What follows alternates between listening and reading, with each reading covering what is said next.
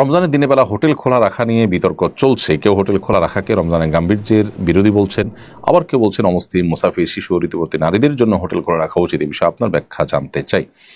দেখুন, বাংলাদেশের আবহমান কাল থেকে চলে আসা কালচার এটি। এদেশের সংখ্যাগরিষ্ঠ মানুষ মুসলমান, আর মুসলমানদের মধ্যে বেশিরভাগ মুসলমানরাই রোজা রাখেন, অর্থাৎ সমাজের প্রায় সবাই রোজা রাখে। সীমিত সংখ্যক মানুষ যারা অমুসলিম কিংবা যারা শিশু কিংবা নারী, ঋতুবতী নারী কিংবা মুসাফির আছেন, তাদের জন্য শরিয়া রোজা রাখার বাধ্যবাধকতা রাখেনি এবং তারা রাখেনও না। যার ফলশ্রুতিতে তাদের অধিকার বিবেচনা করে যদি হোটেল খোলা রাখা হয় এবং সেখানে রোজাদার ব্যক্তি যিনি আসলে দিনের বেলায় পানাহার থেকে বিরত থাকার চেষ্টা করছেন, তার চোখের সামনে খাবার তুলে ধরা নিশ্চয়ই তার যে মূল্যবোধ সেটার প্রতি অশ্রদ্ধা করা শামিল।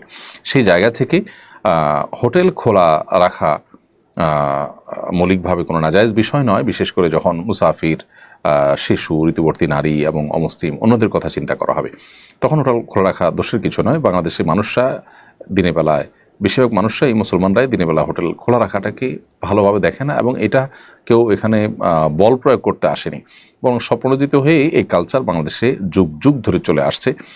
স্বপ্রণোদিত কালচার এবং স্বপ্রণোদিতভাবে মানুষ এটি করে রোজাদারদের প্রতি শ্রদ্ধা রেখে। কারণ একজন মানুষ রোজা রেখে দিনের বেলায় পানাহার করাকে তিনি গুনাহ মনে করছেন, আল্লাহ নির্দেশের কারণে তিনি খাচ্ছেন না, পানাহার করছেন না, সেখানে তার সামনে লোভ হতে পারে সেভাবে করে খাবার গুলাকে ওপেন তার সামনে তুলে ধরা, এটা তার যে আপনার মূল্যবোধ বা তার যে বিশ্বাস সেটার সাথে কিছুটা সাংঘর্ষিক হয়। সেজন্য স্বপ্রণোদিত এটি চলে আসছে।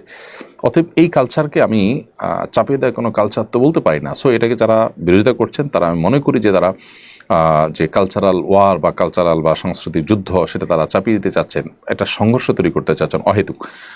আমি যতটুকু জানি বাংলাদেশের বিভিন্ন প্রান্তে হোটেল, চায়ের দোকান, বিভিন্ন কিছু খোলা থাকে, একটু পর্দা দিয়ে রাখা হয় যাতে করে রোজাদার যারা আছেন তাদের জন্য অসুবিধা তৈরি না হয়।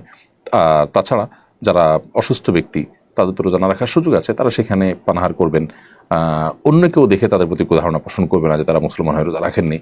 তাহলে পারপাস তো সার্ভ হয়ে গেল। এখানে আলোচনার ইস্যুটা কেন তৈরি হলাম ঠিক বুঝলাম না। দোকান খোলা থাকছে, বিশেষ করে ট্যুরিস্ট স্পটগুলোতে, যেখানে যেখানে আপনার যাদের রোজা রাখার সুযোগ আছে তাদের অপশন আছে। অমুসলিমদের প্রধান এরিয়াগুলোতে রোজা আপনার হোটেল খোলা রাখলে তারা খেলে, এটা নিয়ে মুসলমানরা কেউ তো খারাপভাবে দেখেও না, বলেও না। কোনো মুসলিম রোজার মাসে দিনের বেলায় তিনি হোটেল খোলা রেখে যদি খান, তাহলে আজও পর্যন্ত কোনো মুসলমান তাকে খারাপভাবে দেখেনি, বলেও নি। সো আমি মনে করি যে এখানে রোজা রেখে রোজার মাসে হোটেল গণহারে খোলা রাখার যে দাবি, সেটা অবান্তর।